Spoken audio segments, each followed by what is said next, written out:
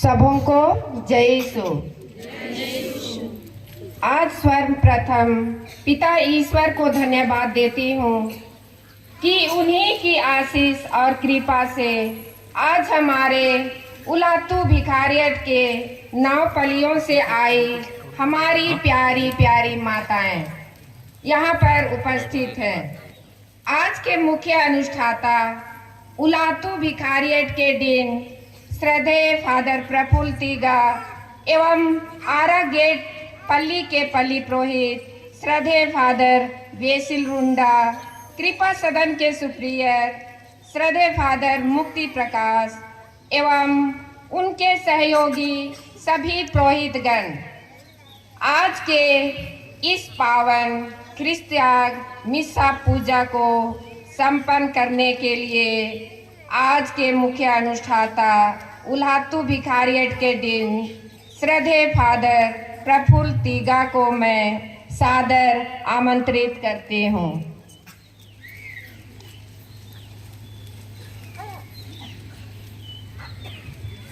आज का पवित्र मिस्सा का मतलब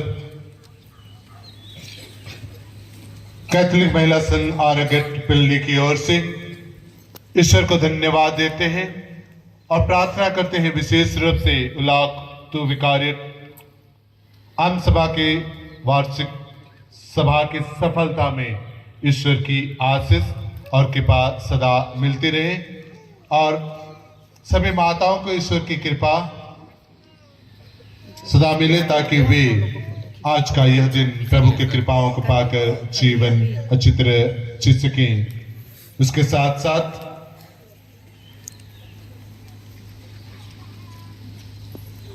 सुसाना रुंडा ईश्वर को धन्यवाद देना चाहते हैं ईश्वर से पाए हुए सभी कृपा दानों के लिए। उनकी कृपाओं को पाकर उनका परिवार सुरक्षित और स्वस्थ है। प्रभु ईश्वर को धन्यवाद देना चाहते हैं। विशेष रूप से प्रार्थना करते हैं ईश्वर की माइकल लिंडा, जॉर्ज लिंडा, मेरी मरियम लिंडा, अनुप बालमुच और सबीना एक्का की आत्मा की शांति के लिए आज का पवित्र मिस्सा चढ़ाया जा रहा है। इन मतलबों के साथ साथ आइए हम अपने परिवारिक व्यक्तिगत सभी मतलबों को लेकर आज के पवित्र मिस्सा में भाग लें। पिता और पुत्र और पवित्र आत्मा के नाम पर हमारे प्रभु यीशु ख्रिस्त की कृपा, ईश्वर का प्रेम तथा पवित्र आत्मा का साहचर्य आप सबों को प्राप्त हो और आपकी आत्मा के साथ। ये पुरोहित भाइयों, बहन बहनों और ये माताओं, सारी शक्ति से प्यार करो और अपने पड़ोसियों को अपने समान प्यार करो। इन्हीं में कहेंगे तो सारी सहीनता निहित है। आज सारा संसार और संसार के लोग रोटी के भूखे नहीं मगर प्यार के भूखे। प्यार के बिना सब कुछ अधूरा ही प्रतीत होता है। और कहेंगे प्यार जहाँ होता है वहाँ प्यार सब कुछ को ढक लेता है, प्यार सब कुछ को सह लेता है। इस समय हमारे प्रेम ने यहाँ इस बलिवेदी के सम्मुख खींच लाया। हम ईश्वर को धन्यवाद देना चाहते हैं। चलिए इस समय हम अपने आप को तैयार करें अपने गुनाहों के लिए, अपने पापों के लिए, उन क्षणों के लिए जब हमने अपने बोली वचन और कर्मों से एक दूसरे को ठेस पहुंचाया होगा, कष्ट दिया होगा, ईश्वर को और अपने पड़ोसियों को अपने समान प्यार नहीं कर पाया होगा। इस समय अपने पापों के लिए प्रायश्चित कीजिए, मन और दिल को शुद्ध कीजिए ताकि हम पवित्र और योग्य रीति से इस पावन ख्रिस्त में भाग ले सकें।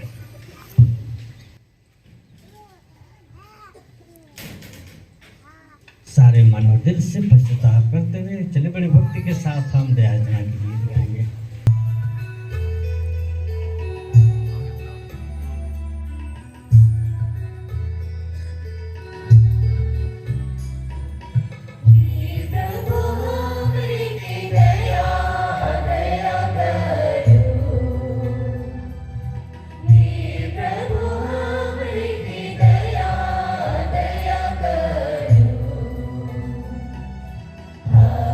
Go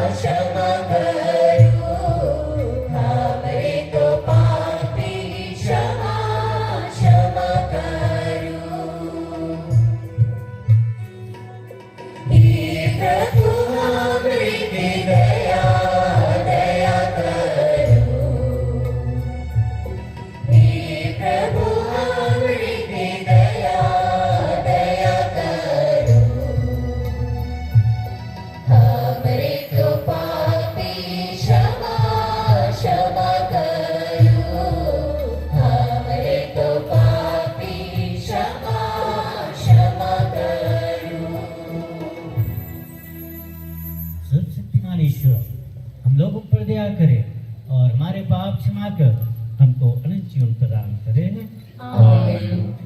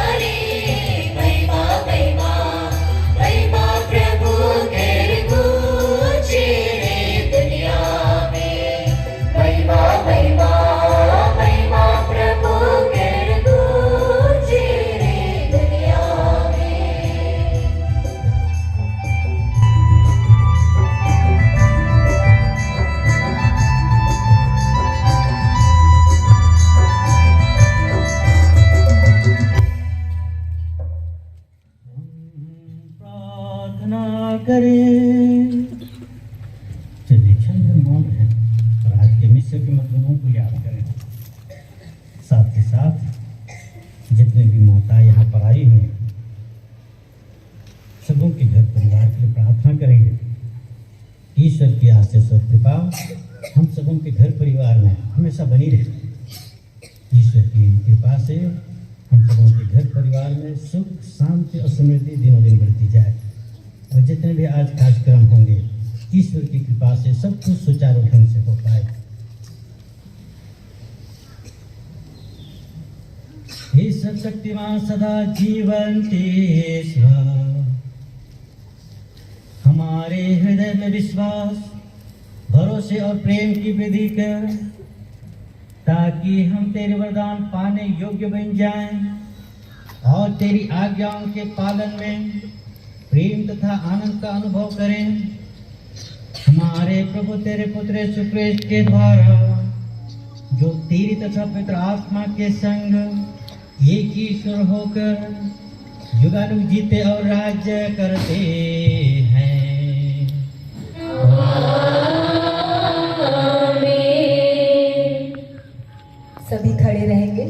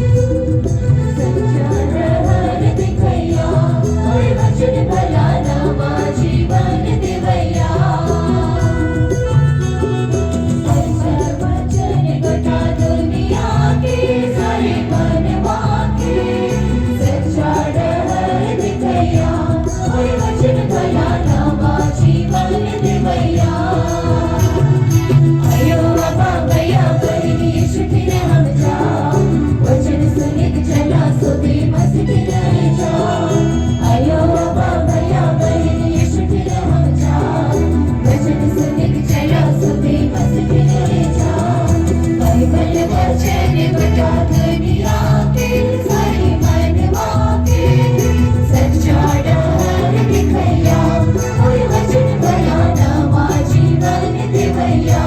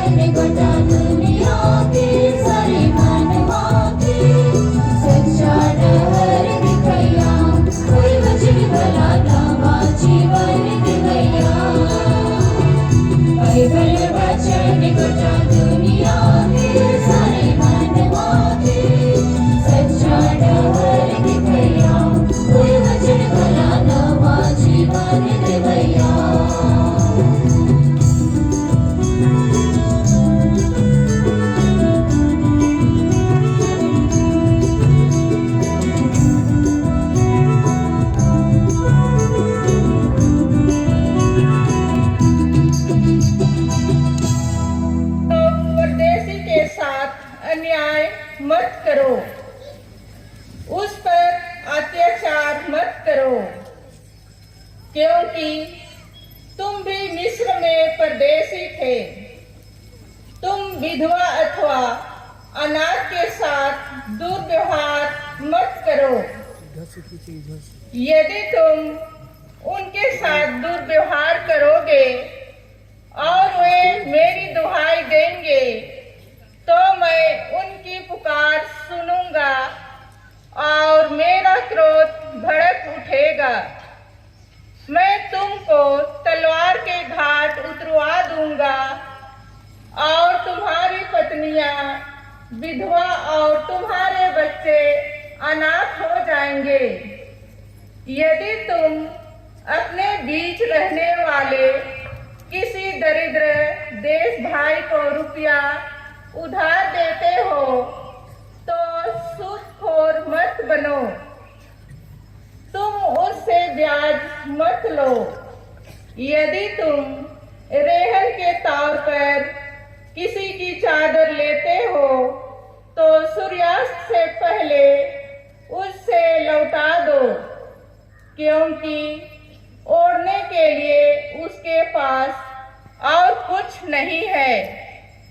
वह उसी से अपना शरीर ढक कर सो जाता है। यदि वह मेरी दुहाई देगा तो मैं उसकी सुनूंगा, क्योंकि मैं दयालु हूँ। यह प्रभु की वाणी है। ईश्वर को धन्यवाद।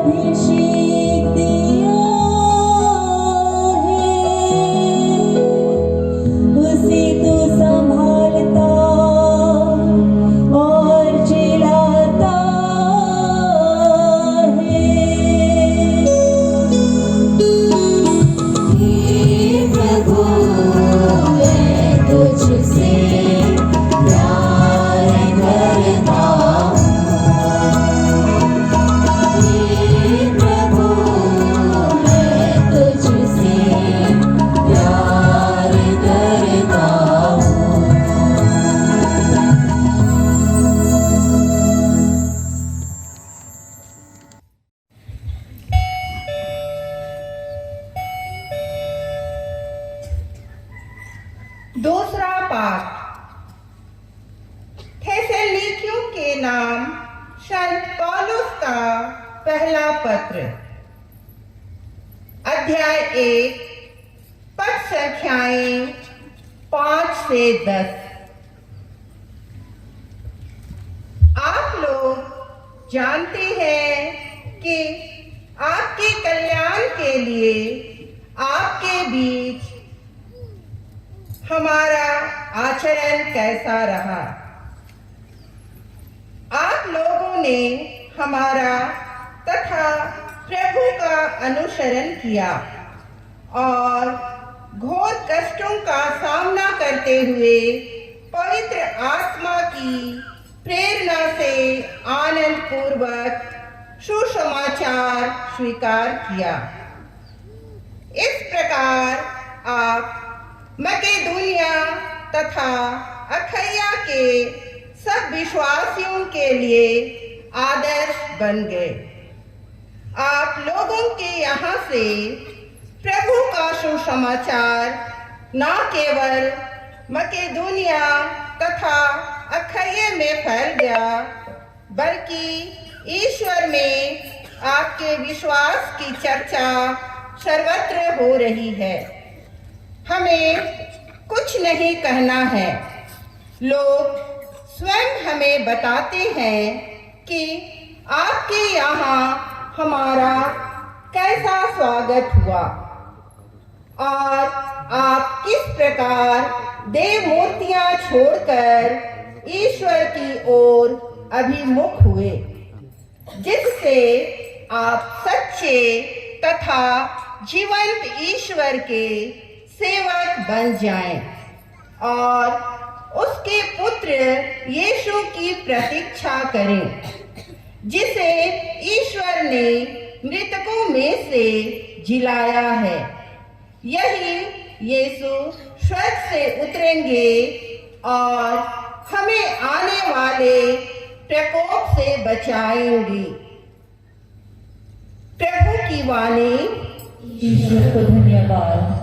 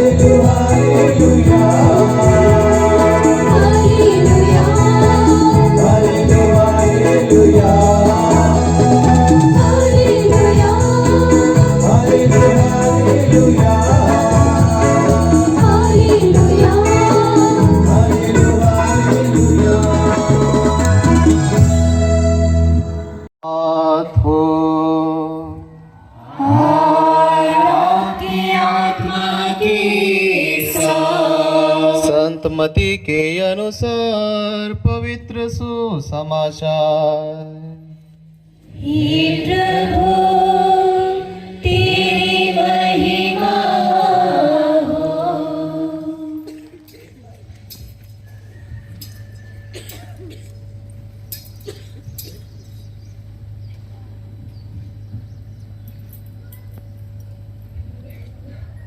अध्याय 22 पद संख्याएं 34 से 40 तक। जब फरीसियों ने यह सुना कि यीशु ने सादुकियों का मुंह बंद कर दिया है, तो वे इकट्ठे हो गए और उनमें से एक शास्त्री ने यीशु की परीक्षा लेने के लिए उनसे पूछा, गुरुवर, संहिता में सबसे बड़ी आज्ञा कौन सी है? यीशु ने उससे कहा, अपने प्रभु ईश्वर को अपने सारे हृदय, अपनी सारी आत्मा और अपनी सारी बुद्धि से प्यार करो। यह सबसे बड़ी और पहली आज्ञा है। दूसरी आज्ञा उसी के सादृश है, अपने पड़ोसी को अपने समान प्यार करो। इन्हीं दो आज्ञाओं पर समस्त संहिता और नबियों की शिक्षा अवलंबित है।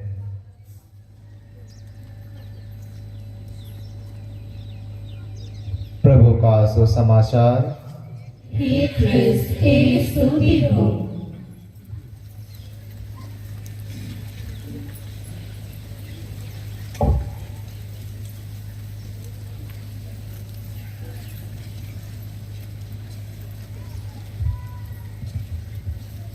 प्रिय पुरोहित भाइयों, बहन बहनों, प्रिय माताओं और प्रिय बेटे और बेटियों, सूरज का पूरब से उगना और चमकना, मंद मंद हवा बहना, आपका यहाँ आना और मेरा यहाँ पधारना, ये की बात को जाहिर करता है कि मामला बहुत जबरदस्त है। और वो मामला है उल्हाटू विकारियट कैथोलिक महिला संघ की 15वीं आम सभा है। ऐसे सुंदर अवसर पर आपको और मुझे यहाँ आने का अवसर मिला है। यह निश्चित ही ऊपर वाले का की देन है।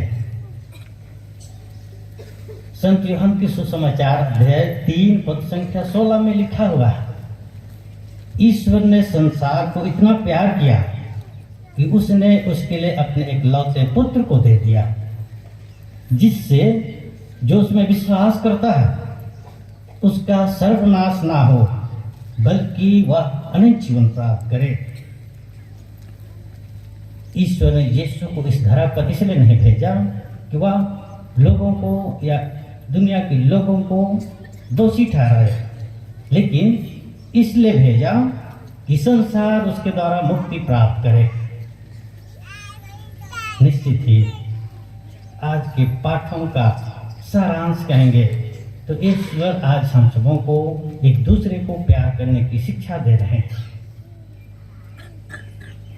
एक बार मैं शादी क्लास ले रहा था, काफी भीड़ थी, करीब 175 जोड़े, 175 जोड़े बोलने से करीब 300-350 लोग। मैंने पूछा कि प्यार होता है तो प्यार किया जाता है? कुछ लोग अपने आप को बहुत बुद्धिमान समझ रहे थे, विशेष करके लड़कियां जल्दी से हाथ उठाई और कहने लगी, फादर प्यार हो जाता है। आप लोग क्या बोलते हैं, प्यार हो जाता है? बहुतों ने कहा कि प्यार किया जाता है। सच्चाई यही है कि बहुत बार प्यार हो जाता है, बहुत बार प्यार किया भी जाता है। शादी विवाह का लाइफ सहज नहीं है। शुरू में सब कुछ अच्छा चलता है, धीरे धीरे धीरे जैसे जीवन की गाथा आगे बढ़ती है, जीवन कहेंगे तो बोझिल सा लगने लगता है, सब कुछ वश में नहीं रहता, पति पत्नी में खचपच होने लगता है, एक दूसरे को दोषी ठहराने लगते हैं, कभी कभी उनके साथ रहना दुर्बल हो जाता है। ऐसा लगता है कि शादी करके लाइफ एकदम बर्बाद हो गया, आपको बिल्कुल भी उनके साथ रहने की इच्छा नहीं होती। तो क्या आप उसको छोड़ करके चले जाएंगे, भाग जाएंगे? नहीं, आपको प्यार करना पड़ेगा, क्योंकि आपने प्रभु के बलि वेदी के सम्मुख करार किया है और उस करार को जीवन भर बरकरार रखने की जरूरत।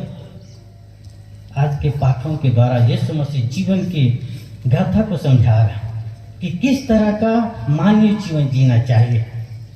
प्यार के बिना याद रखिए सब कुछ अधूरा है। और प्यार है तो सब कुछ को आप सह लीजिएगा। और जहाँ प्रेम है वहाँ ईश्वर है, क्योंकि प्रेम कहेंगे तो ईश्वर से उत्पन्न होती है। एक व्यक्ति जिसका नाम अबू बेन आदिम था, इस व्यक्ति के बारे में एक अंग्रेज कवि अपनी कविता लेट इट में इस तरह से प्रकाशित करते हैं और कहते हैं कि ये अबू बेन आदिम बहुत धर्मी किस्म का व्यक्ति था। लोगों के दुख दर्द को अपना दुख दर्द समझता था। लोगों की सेवा करना, मदद करना, असहाय लोगों को मदद करना इनकी दिनचर्या का रूटीन था।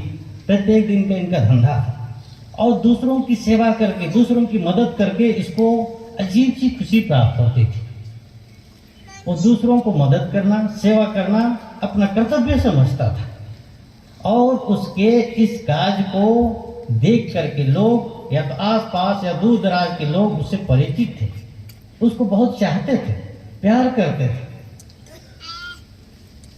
कवि आगे कहते हैं कि ये व्यक्ति अबू बेन आदिम जब एक दिन रात को सो रहा था, स्वर्गदूत उसके रूम में आता है और बड़ी सी पोथी में कुछ लिखता है। ये अबू बेन आदिम जाग जाता है और कहता है कि तुम मेरे रूम में क्या कर रहे हो? और देखता है कि वो बड़े से पोथी ले करके कुछ लिख रहा है। इसलिए अबू बेन पूछता है कि तुम क्या लिखे रहे हो?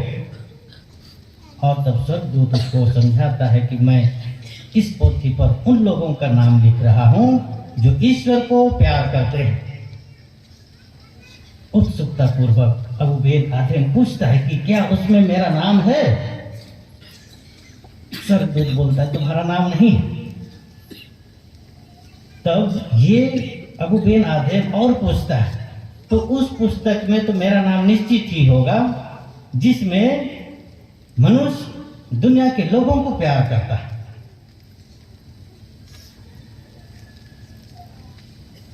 स्वर्गदूत थोड़े समय के लिए उससे ओझल हो जाता है उस रात से।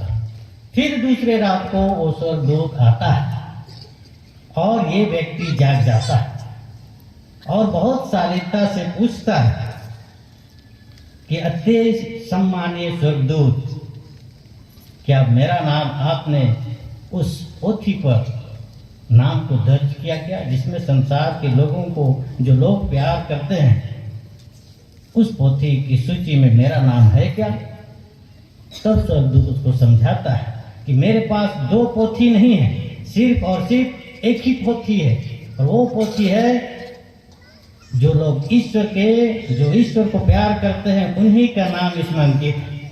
और तब वो पोथी को अबू बेन आदिम को थमाया जाता है। अबू बेन आदिम देखता है कि उसका नाम सबसे पहले स्थान पर है। आश्चर्यचकित हो जाता है, बहुचक रह जाता है और ये कैसे संभव है? सोचने लगता है। प्रिय भाइयों बहनों, माता पिताओं, मैं क्या बताना चाह रहा हूं? जो ईश्वर को प्यार करते हैं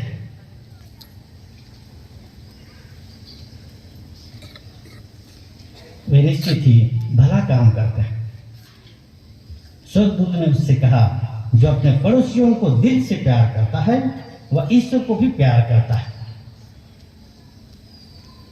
ईश्वर को प्यार करना और पड़ोसी को प्यार करना एक सिक्के के दो पहलू हैं। आज यीशु मसीह हम में से प्रत्येक जन को खुला निमंत्रण दे रहे हैं, कह रहे हैं कि तुम अपने ईश्वर को अपनी सारी बुद्धि से, सारी शक्ति से और सारी आत्मा से प्यार करो और अपने पड़ोसियों को अपने समान प्यार करो। क्या हम अपने पड़ोसियों को और अपने ईश्वर को सारी बुद्धि से, सारी शक्ति से और सारी आत्मा से हम प्यार कर पा रहे हैं? क्या हमारा नाम उनकी सूची में होगा जो लोग ईश्वर को प्यार करते हैं? आज हमें चिंतन करने की जरूरत है। अक्सर इस संसार में लोग अब स्वार्थी हो गए। इसलिए प्रेम का नाम से लोग हमेशा पाना चाहते हैं, लेकिन जहाँ सच्चा प्रेम है वो सिर्फ पाना नहीं, वो देना जानता है, और देने में उसको कहेंगे तो ज़्यादा खुशी होती है।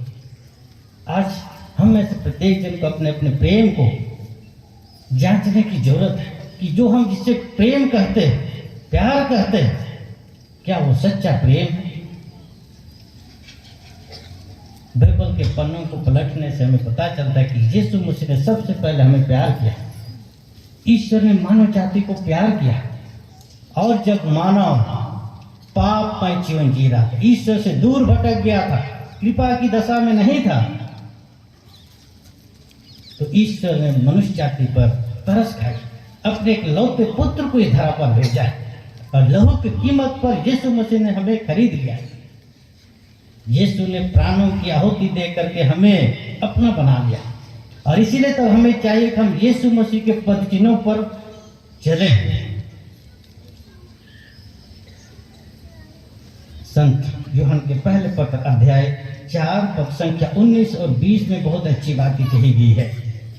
वहाँ लिखा हुआ, अगर हम शांति चाहते हैं तो हमें ईश्वर की इच्छा के अनुसार जीवन जीने की जरूरत है।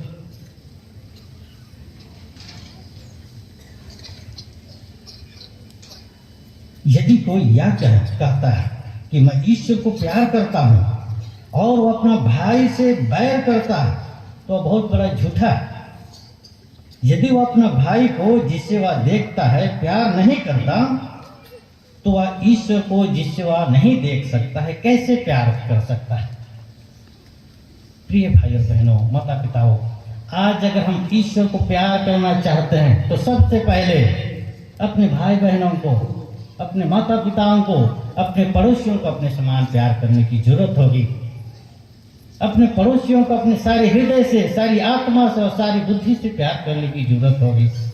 और जब हम अपने पड़ोसियों को अपने समान प्यार करेंगे तो याद रखिए हम ईश्वर को प्यार कर रहे हैं, क्योंकि यीशु मसीह ने कहा है, जो कुछ तुमने मेरे छोटे से छोटे भाइयों के लिए किया वह तुमने मेरे लिए किया है। कितनी अच्छी बात है। आज प्रभु यीशु मसीह हम में से प्रत्येक जन को खुला निमंत्रण दे रहे हैं। अगर हम शांति पाना चाहते हैं, अगर हम अनंत जीवन पाना चाहते हैं, अगर हम स्वर्ग की पोथी में अपना नाम दर्ज करना चाहते हैं, तो हमें सबसे पहले अपने पड़ोसियों को अपने समान प्यार करने की जरूरत होगी। दूसरों के पापों को क्षमा करना होगा। जीवन में कहेंगे तो भला काम करना होगा, नेक काम करना होगा, जरूरतमंदों की सहायता करनी होगी, बीमार लोगों की सेवा शुश्रूषा करनी होगी। और अगर हम ऐसा कर पाएंगे तो निश्चित ही हमारा नाम स्वर्ग की पोथी में अंकित होगा। अपने जीवन के लम्हों को झांक करके देखिए कि क्या सचमुच में आप और हम ऐसा सुंदर जीवन जी पा रहे हैं। बहुत लोग आज के दिन में आने के लिए बहुत तैयारी किए होंगे, बहुत लोग ऐसा सुंदर टेंट उंट बनाने में अपना योगदान दिए होंगे, कल से परेशान होंगे। ऐसा सुंदर माहौल में बैठ करके थोड़ी शरीर सुस्त हो जाते, नींद भी लग रही होगी, लेकिन प्रभु के वचन को याद रखिए, आत्मा तत्पर है मगर शरीर दुर्बल है। यीशु के शिष्य भी यीशु के साथ थे, उनकी आत्मा तत्पर थी जीवंत ईश्वर के साथ रहने के लिए, जीवंत ईश्वर को पाने के लिए, मगर शरीर कमजोर होता। निश्चित ही हम ऐसे सुंदर जगह में बैठे प्रभु के वचनों को, जीवनदायी वचनों को सुन रहे हैं। कितनी खुशी की बात है।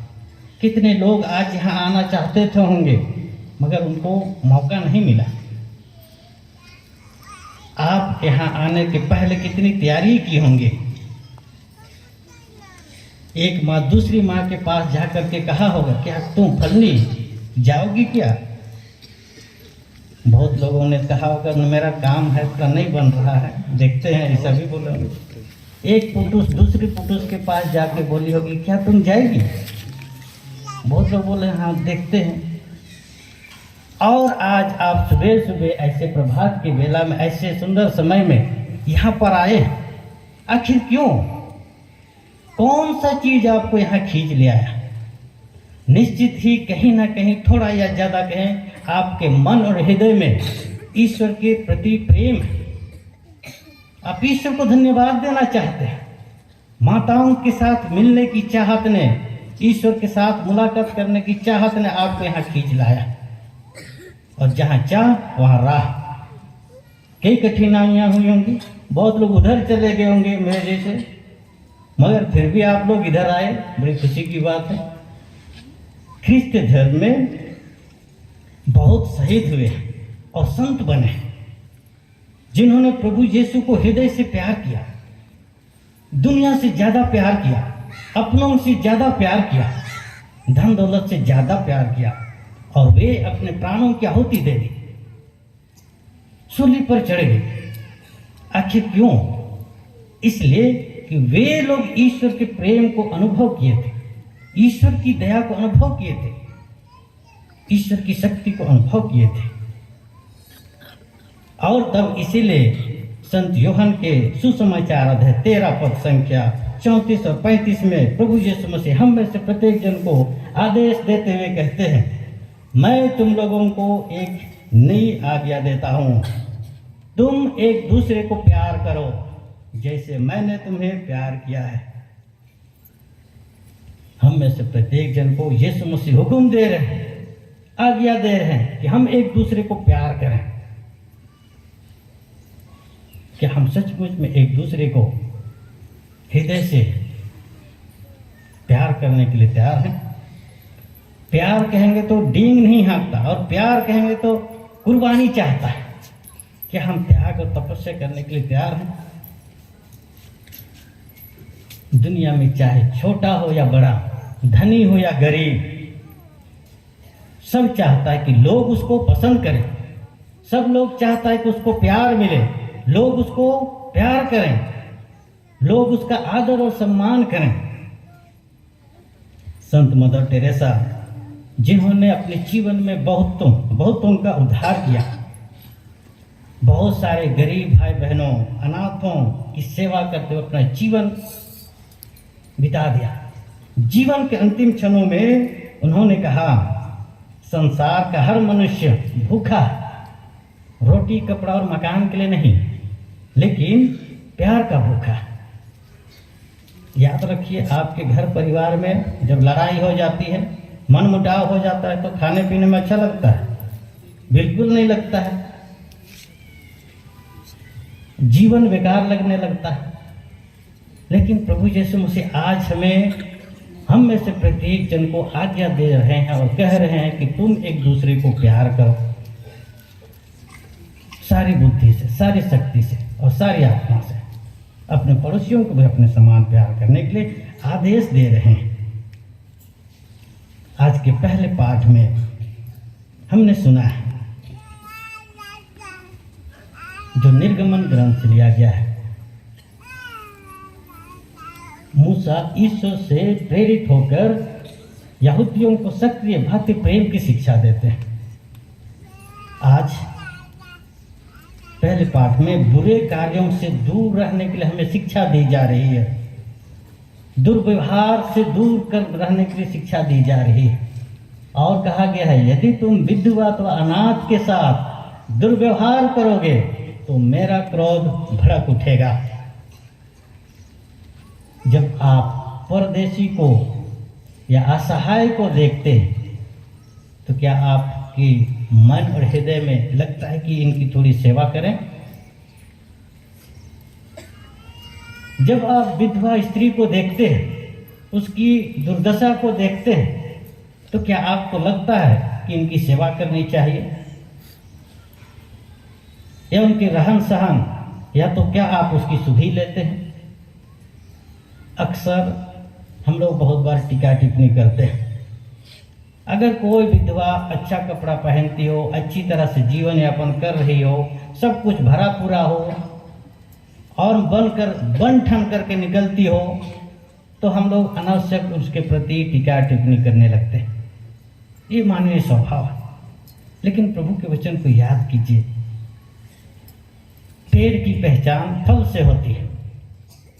संत लूकास के सुसमाचार में लिखा हुआ है 6 पद संख्या 33 आसपास में लिखा हुआ, पेड़ की पहचान फल से होती है।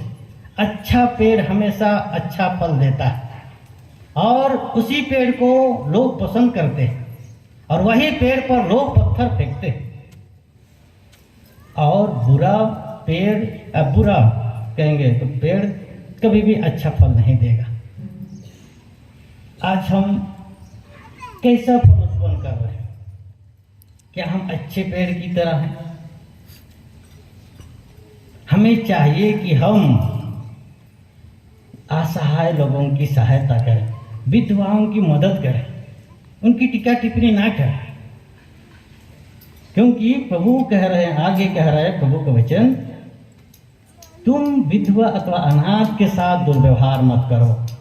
यदि तुम उनके साथ दुर्व्यवहार करोगे और वे मेरी दुहाई देंगे तो मैं उनकी पुकार सुनूंगा। इतना ही नहीं, और आगे कहते हैं, और मेरा क्रोध भड़क उठेगा, मैं तुम लोगों को तलवार के घाट उतार दूंगा और तुम्हारी पत्नियां विधवा और तुम्हारे बच्चे अनाथ हो जाएंगे। बहुत बड़ी सजा की बात कह रहे हैं। आज हमें हमारे समाज में बहुत सारे असहाय लोग होंगे, विधवाएं होंगी, विधवा माएँ होंगी, माताएं होंगी। आज हमें जरूरी है कि हम उनकी मदद करें, हम उनकी प्रशंसा करें, हम उनकी सहायता करें, हम उनकी अगुवाई करें। क्या आप और हम ऐसा करने के लिए तैयार हैं? क्या हम ऐसा कर पा रहे हैं? यह टीका टिप्पणी कर रहे हैं। आज के दूसरे पाठ में हमने सुना है, दूसरा पाठ हमें भले कार्य हमें आने वाली विपत्तियों से हमारी रक्षा करेगा, ईश्वर की कृपा प्राप्त होगी और ईश्वरीय कृपा का हम अनुभव करेंगे। आज संत पौलुस हमें भी याद दिला रहे हैं कि हमारा भला काम बेकार नहीं होगा। अगर हम नेक काम करेंगे, भला काम करेंगे तो बदले में हमारा भी भलाई होगा, हमारा भी हित होगा। आज अपने जीवन के लम्हों को झांक करके देखने की जरूरत है कि क्या हम दूसरों के हित के लिए, दूसरों की भलाई के लिए जीवन यापन कर रहे हैं? क्या हम किसी का उत्थान या विकास के लिए काम करने से हमें क्या खुशी होती है? आज के सुसमाचार में हमने सुना है, अपने प्रभु ईश्वर को और अपने पड़ोसी को अपने समान प्यार करने के लिए हम में से प्रत्येक जन को निमंत्रण दिया जा रहा है। प्रभु का निमंत्रण को स्वीकार करने की जरूरत है। कुरिन्थियों के नाम पत्र अध्याय 13 में बहुत अच्छी बातें लिखी हुई। प्रेम अत्यंत सहनशील होता है, प्रेम सब कुछ को सह लेता है, प्रेम दयालु होता है, प्रेम ईर्ष्या नहीं करता है और डींग भी नहीं हाँकता है, प्रेम घमंड भी नहीं करता है, प्रेम अशोभनीय व्यवहार नहीं करता है, वह अपना स्वार्थ नहीं खोजता। प्रेम सब गलतियों को छिपा लेता है, गलतियों की लेखा जोखा नहीं लेता है, वह सदाचरण से प्रसन्न होता है। प्रेम सब कुछ सह लेता है। हमारे प्रेम में भी ऐसा गुण होना चाहिए। आज जैसे मैंने कहा कि यीशु मसीह हम में से प्रत्येक जन को निमंत्रण दे रहे हैं, कह रहे हैं कि तुम अपने ईश्वर को अपनी सारी बुद्धि से, सारी शक्ति से और सारी आत्मा से प्यार करो और अपने पड़ोसियों को अपने समान प्यार करो। आज जब इस समय में सुंदर बेला में, इस प्रभात की बेला में प्रभु के बलि वेदी के सम्मुख जब पूरे उलाहत विकारियत के माताएं यहाँ जमा हुए हैं, चलिए हम प्रार्थना करेंगे कि हम प्रभु के वचनों के अनुसार जीवन जी सकें, एक दूसरे को प्यार कर सकें, अपने पड़ोसियों को प्यार करते हुए हम ईश्वर को अपना प्रेम, अपना स्नेह प्रदर्शित कर पाएं। ईश्वर से कृपा और आशीष मांगे ताकि हम एक दूसरे को प्रेम, अपना स्नेह प्रकट करते हुए इस जहन्नुम को जन्नत में परिणत कर सकें। ऐसी कृपा के लिए चलिए हम जल्दी से प्रार्थना करें। आइए हम सब खड़े होकर वह त्रित्वमेश्वर पर अपनी पूर्ण विश्वास प्रकट करें। स्वर्ग और पृथ्वी के सृष्टिकर्ता सर्वशक्तिमान पिता ईश्वर और उसके इकलौते पुत्र अपने प्रभु यीशु ख्रिस्त में विश्वास करती हूँ, जो पवित्र आत्मा के द्वारा गर्भ में आया, कुमारी मरियम से जन्मा, पोंतुस पिलातुस के समय दुख भोगा, क्रूस पर चढ़ाया, पापों की क्षमा, देह के पुनरुत्थान और अनंत जीवन में विश्वास करती हूँ। आमीन। हमारे संत पिता, सभी धर्माध्यक्ष, पुरोहितगण एवं धर्म संघी कलीसिया के लिए अगुआ होने के नाते लोगों को उदार कार्यों को संपन्न करने के लिए प्रेरित करें, ताकि ऐसे कार्यों से कलीसिया के कमजोर वर्ग के लोगों को लाभ मिल सके। इसके लिए हम पिता ईश्वर से प्रार्थना करें।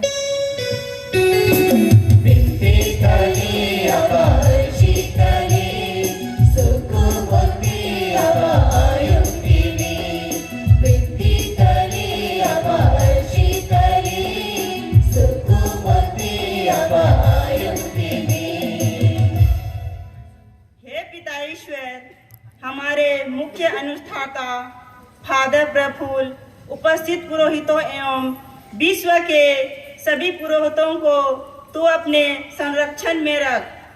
तू उनकी पवित्रता की रक्षा कर।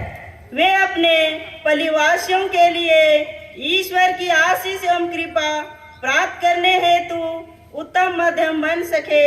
इसके लिए हम पिता ईश्वर से प्रार्थना करें।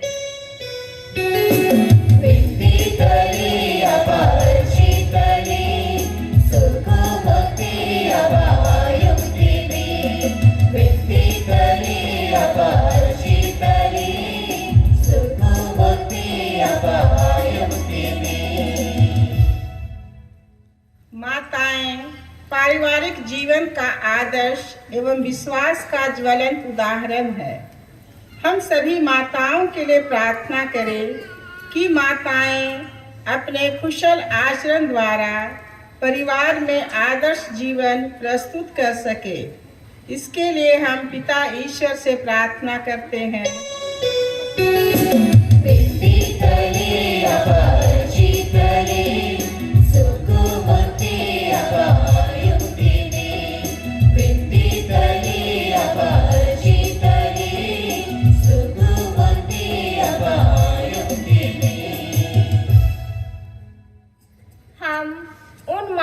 के लिए प्रार्थना करें जो कई तरह की गंभीर या दुस्साध्य बीमारियों से ग्रसित हैं और मानसिक रूप से दुखी तथा चिंतित होकर जीने की आशा छोड़ दिए हैं, ताकि मृत्यु के बाद प्रभु यीशु में पुनर्जीवित होने की आशा उनमें बनी रहे।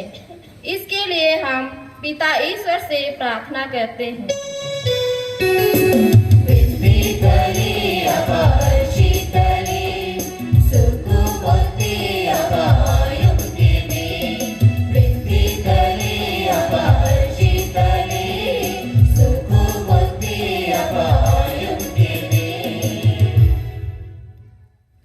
हे पिता ईश्वर, स्वर्गवासी माताओं की आत्मा को चिर शांति प्रदान कर, उनके पाप गुनाहों को माफ कर एवं उन्हें आनंद में प्रवेश पाने दे। इसके लिए हम पिता ईश्वर से प्रार्थना करते हैं।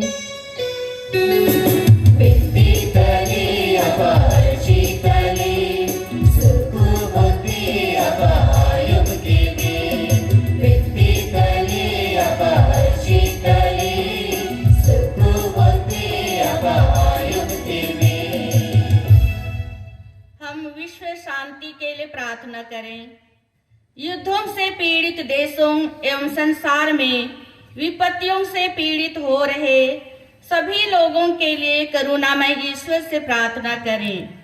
हे ईश्वर, तू हर मानव के हृदय में एक दूसरे के प्रति प्रेम की भावना भर दे एवं विवेक प्रदान कर, ताकि विश्व में शांति का राज्य रहे।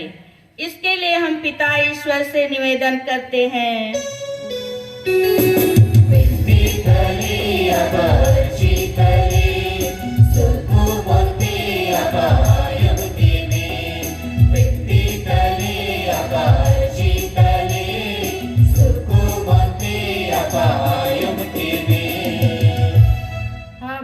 किशोर वर्ग एवं युवा वर्ग के सभी बेटे बेटियों के लिए प्रार्थना करें। वे संसारिक मोह माया से दूर रहें एवं जीवन में आने वाले दुख संकटों से ना घबराएं। वे हमेशा कलीसिया से जुड़े रहें ताकि उन्हें ईश्वरीय मार्गदर्शन मिलता रहे। इसके लिए हम पिता ईश्वर से निवेदन करें।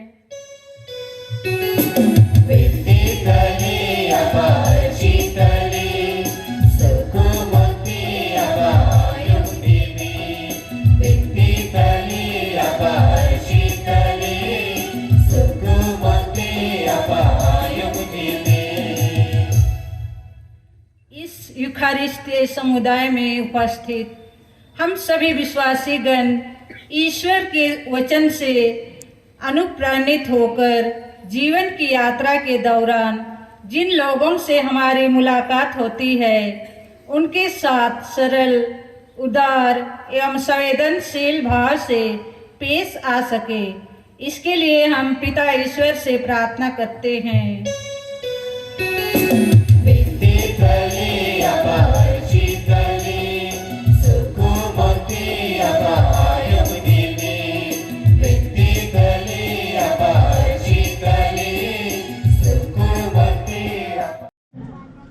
और हम अपने अन्य आवश्यकताओं को भी याद करें। हम याद करें संत मोनिका सभी माताओं की संरक्षिका संत है। वे ईश्वर की करुणा पर, ईश्वर की दया पर विश्वास करती थी और अपने परिवार को, अपने पड़ोसियों को प्यार करती थी। और इसीलिए तब जब अपना बेटा और उसका पति ईश्वर के प्रेम से दूर भटक गया था, ईश्वर पास लौटा, सही राह पर लौट आने के लिए उन्होंने बहुत लंबे समय तक उनके लिए प्रार्थना की। माताएं भी उनके वचनों पर चलती रह पाएं और हताश निराश ना हो, लेकिन आशावाद बन करके हम जीवन यापन कर पाए। हे ईश्वर, तू ही हमारी शरण और बल है। अपनी कलीसिया की प्रार्थनाएं सुन, क्योंकि तू ही सारी भक्ति का स्रोत है। जो कुछ हम विश्वास के साथ तुझसे मांग रहे हैं उससे हम वास्तव में प्राप्त करें। ऐसी कृपा कर हमारे प्रभु क्रिस्त के द्वारा।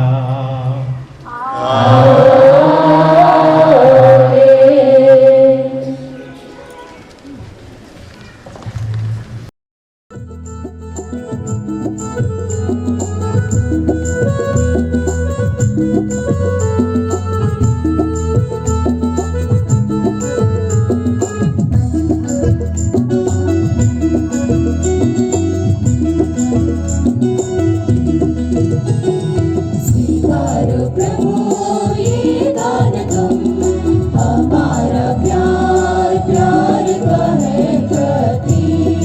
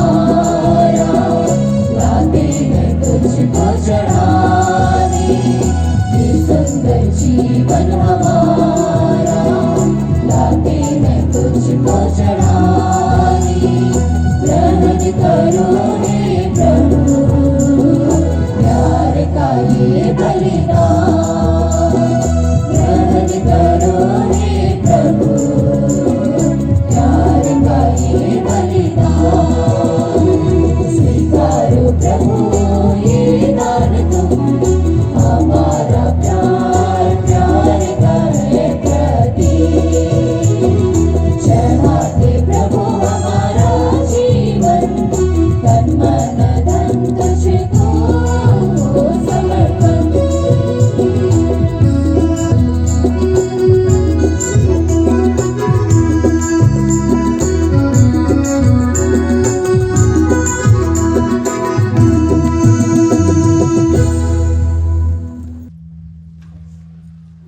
तेरे प्रताप के सम्मुख अर्पित इन दानों पर कृपा दृष्टि डाल, हमारा यह सेवा समारोह तेरी ही महिमा के लिए हो। हम यह प्रार्थना करते अपने प्रभु क्रिस्ट के द्वारा।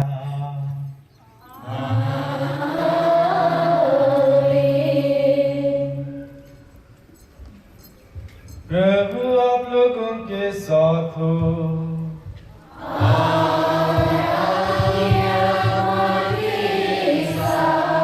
प्रभु ने मन लगाइए,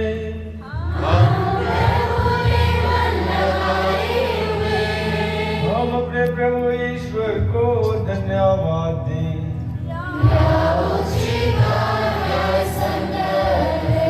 हे प्रभु पात्र पिता सर्वशक्तिमान शाश्वत ईश्वर, यह वास्तव में उचित और न्याय संगत है, हमारा कर्तव्य तथा कल्याण है कि हम सदा और सर्वत्र तुझे धन्यवाद दें।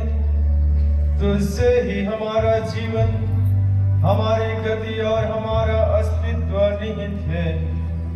इस पृथ्वी पर निवास करते समय हम न केवल तेरे प्रेम का नित्य अनुभव करते, बल्कि अनंत जीवन की प्रतिज्ञा के अधिकारी भी बन जाते हैं। जिस आत्मा के द्वारा तूने यीशु को मृतकों में से पुनः जीवित किया, उसी का प्रथम फल प्राप्त होने से हमें यह आशा मिली है कि हम पास का रहस्य में एक चिरस्थायी भाग प्राप्त करेंगे। इसलिए सभी स्वर्गदूतों के साथ मिलकर हम बड़े समारोह के साथ तेरा स्तुतिगान करते हैं।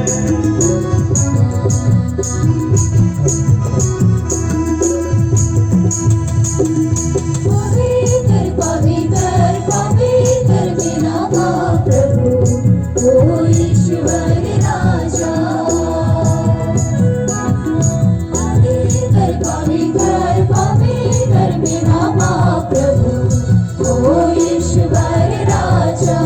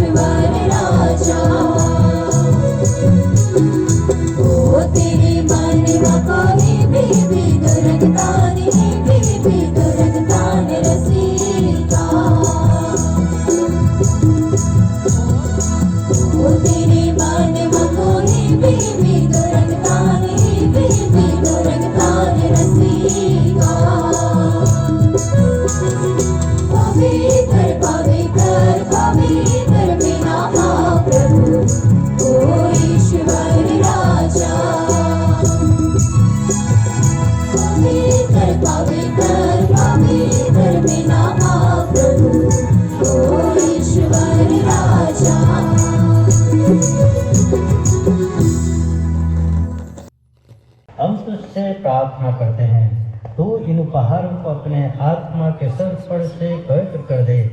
ये हमारे प्रभु यीशु क्रिस्त के शरीर तथा रक्त बन जाए। जब वे शिक्षा से मृत्यु के लिए सौंपे गए, उन्होंने रोटी ली, तुझे धन्यवाद दिया और रोटी तोड़कर उसे अपने शिष्यों को देते हुए कहा, तुम सब इसे लो और इसमें से खाओ, क्योंकि यह मेरा शरीर है जो तुम्हारे लिए बलि चढ़ाया जाएगा।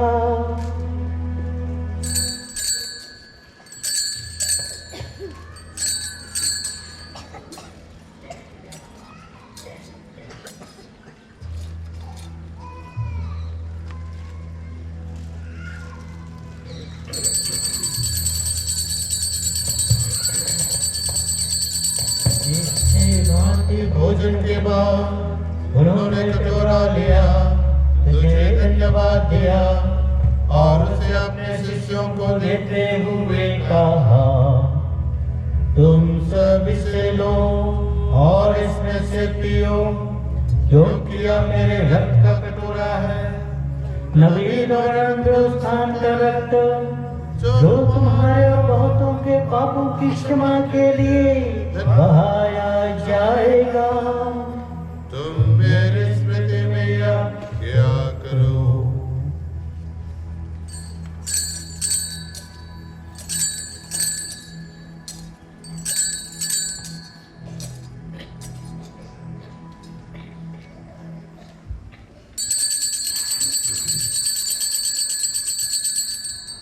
विश्वास का रहस्य, हे प्रभु हम तेरी मृत्यु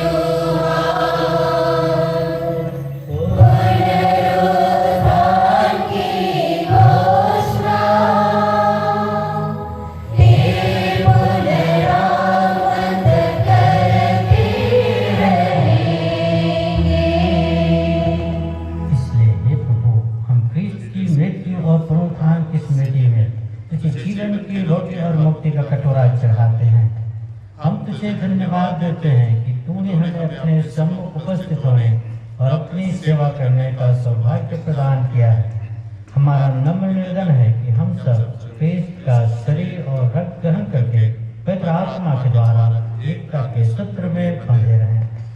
प्रभु के सेवा इन्हीं के साथ और इन्हीं में, हे शक्तिमान का ईश्वर, पवित्र आत्मा के साथ सारा गौरव तथा सम्मान युगानुयुग तेरा ही है। आमीन।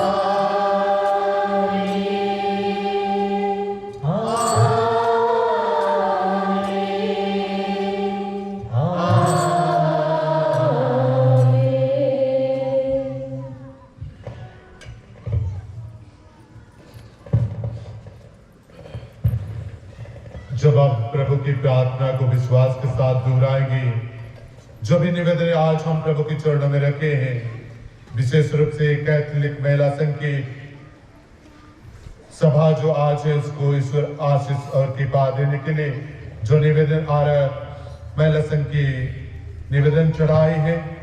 इसके साथ साथ सोनेल दीपिका टप्पो जो आज अपना जन्म दिवस मना रही है, वृद्धि की जो बीमारी से चंगाई पाई है, ईश्वर को धन्यवाद देता है। अमृत और कॉलिन डी जो उन्होंने शादी में प्रभु की कृपा और का अनुभव किया है, आइए सभी मतलबों को लेकर प्रभु के चरणों में लाते हुए प्रभु से विशेष प्रार्थना करें, जैसे प्रभु यीशु क्रिस्त ने हमें सिखलाया है।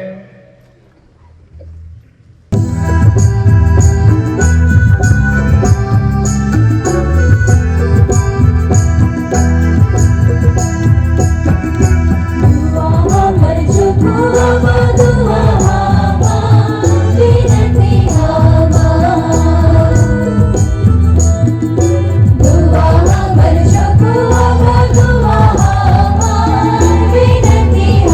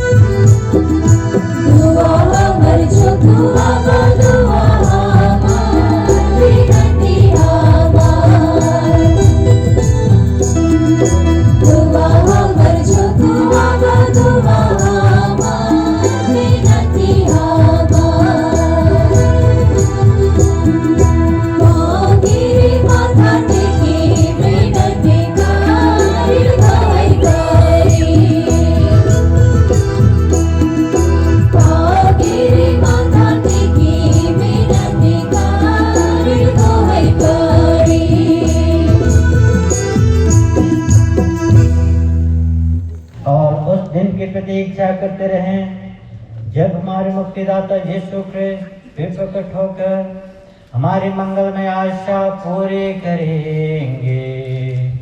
क्योंकि तेरा राज, तेरा सामर्थ और तेरी महिमा अनंत बनी रहती है। प्रभु यीशु ख्रिस्त, तूने अपने प्रेरितों से कहा है, मैं तुम्हारे लिए शांति छोड़ जाता हूँ, अपनी शांति तुम्हें प्रदान करता हूँ। तू हमारे पापों पर नहीं, अपनी कलीसिया के विश्वास पर दृष्टि डाल और कृपा पूर्वक उसे शांति तथा एकता प्रदान कर। तू युगानुग जीता और राज्य करता है। प्रभु की शांति सदा आप लोगों के साथ हो। आत्मा की साथ परस्पर शांति अभिवादन कीजिए।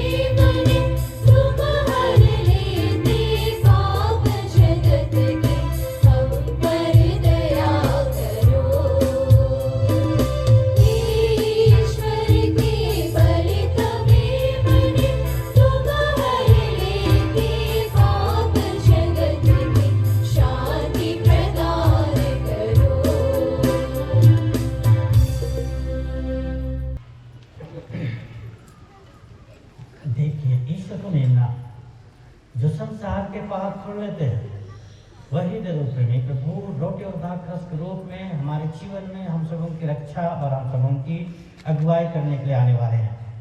और वही दयालु प्रभु आज हम सबों से कहते हैं कि तुम अपने ईश्वर को अपनी सारी बुद्धि, सारी शक्ति और आत्मा से प्यार करो और अपने पड़ोसियों को अपने समान प्यार करो। धन्य हम सब जो प्रभु की इस भोज में बुलाए गए हैं। हे प्रभु, मैं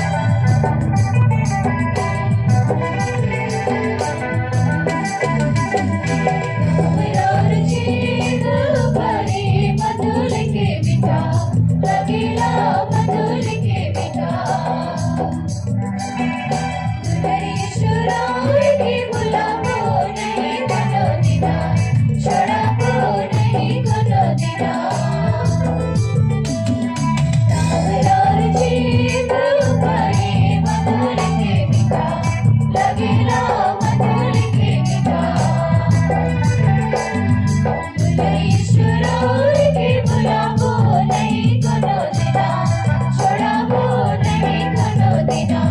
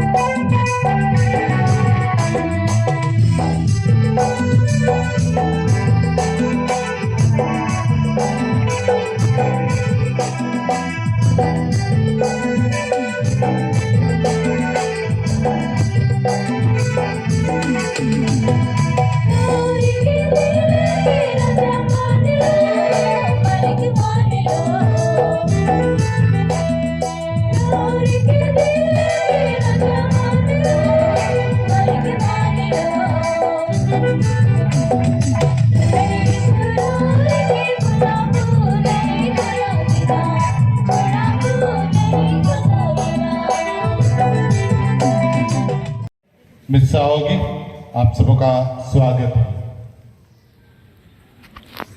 2 तारीख सभी मृत विश्वासियों के स्मरण दिवस है। उस दिन पल्ली में मिस्सा 5:45 बजे 5:45 में मिस्सा होगी और दोपहर 2:30 बजे कब्रिस्तान में रोजरी प्रार्थना, उसके बाद 3 बजे पवित्र मिस्सा होगी, कब्रों की आशीष होगी। इसलिए सभी माता पिताओं से अनुरोध है कि कब्र की सफाई, उसके साथ साथ उसकी सजावट अच्छी तरह कर ले और अच्छी तरह तैयारी कर ले। चाहे पुरोहितगण जब कब्र के आशीष के लिए आएंगे तो उसकी अच्छी तरह आप प्रार्थना के लिए भाग ले सकेंगे। यह मिस्सा बलिदान भली भक्ति संपन्न हुआ। मैं धन्यवाद देने हेतु सुश्री पुष्पा सोरेन को आमंत्रित करती हूँ।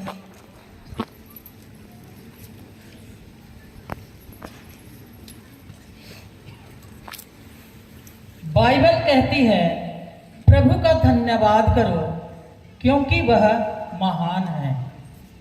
अतः आज के इस सुंदर दिन के लिए और दुर्लभ अवसर के लिए हम सर्वव्यापी पवित्र त्रित्व में प्रभु परमेश्वर का धन्यवाद करते हैं।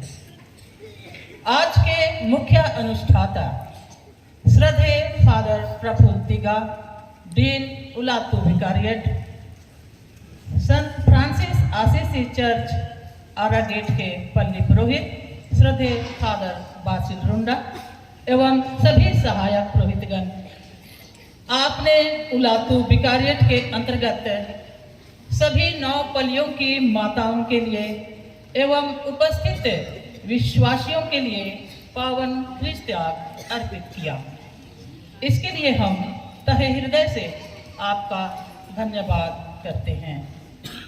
उपस्थित सभी आध्यात्मिक सलाहकार, फादर्स एवं सिस्टर्स, 9 पल्ले की माताएं, सभी विश्वासीगण एवं सभी आमंत्रित अतिथिगण, आप सबों की गरिमामयी उपस्थिति के लिए तहे हृदय से धन्यवाद।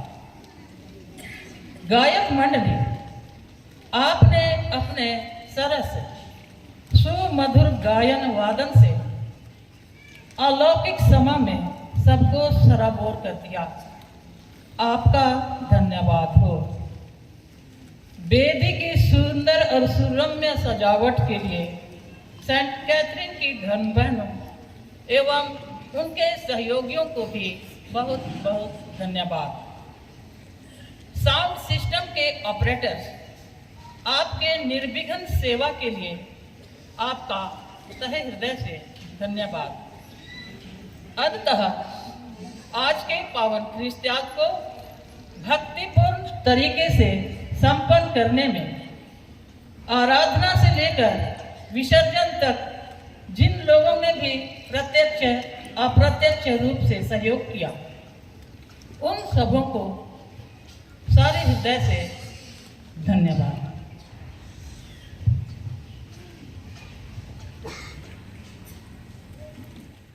और सुगंधित भेंट के रूप में ईश्वर के प्रति स्वयं को हमारे लिए अर्पित कर दिया। हम प्रार्थना करें।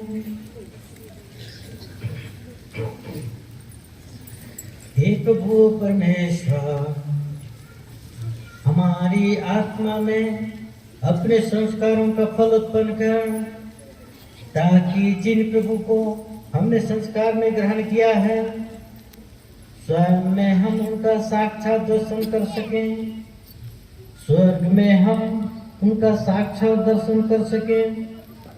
हम यह प्रार्थना करते हैं हमारे प्रभु क्रिस्त के द्वारा।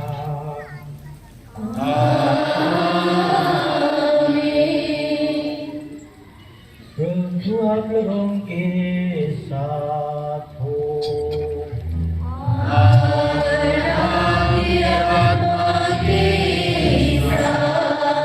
और सर्वशक्तिमान ईश्वर पिता और पुत्र और पवित्र आत्मा आप लोगों को आशीर्वाद प्रदान करे।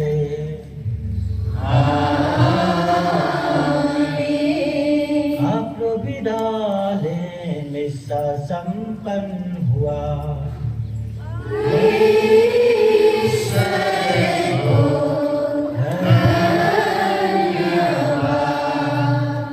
जय यीशु सबों को। Thank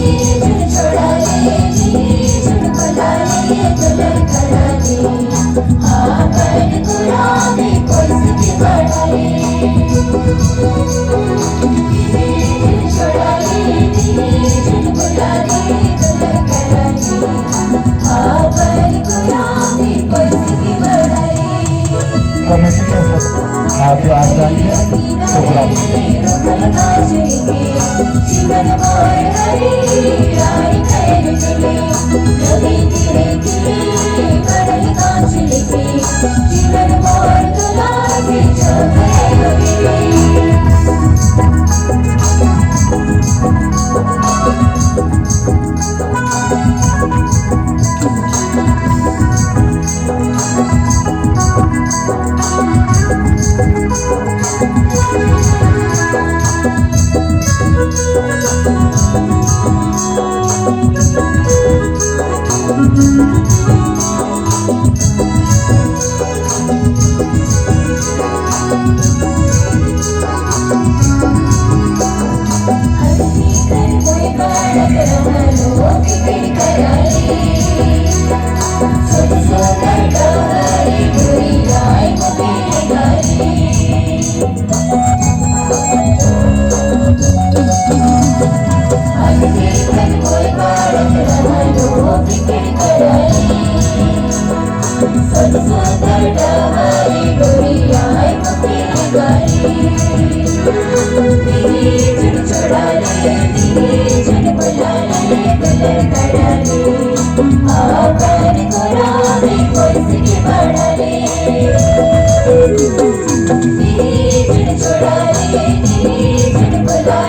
दुल्हन कराने आपन गुलामी कोई बढ़ाए नदिया किनारे रोपल गाछ लिखे जीवन मोर हरे यार कर गए नदी तेरे तेरे बरल गाछ लिखे जीवन मोर दुला से चबरायो गए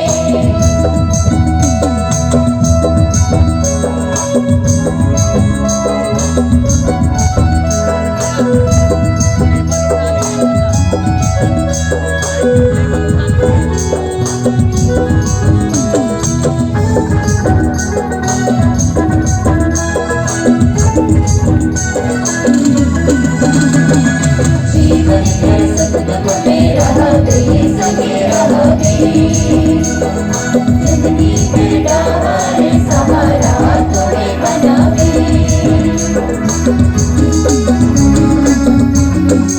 जीवन के सतगम में रहोगे सगे रहोगे जिंदगी के डार सहारा तुम्हें बनावे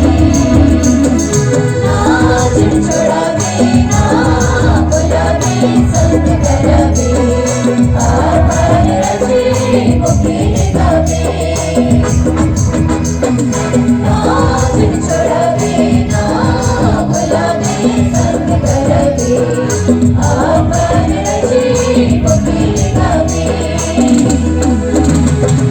नदिया किनारे रोपल गाछ लिखे जीवन मोर हरे यार कर गए नदी तेरे तेरे बरल गाछ लिखे जीवन मोर दुला से चबराए गए नदिया किनारे रोपल गाछ लिखे जीवन मोर हरे यार कर गए नदी तेरे तेरे बरल गाछ लिखे जीवन मोर दुला से चबराए गए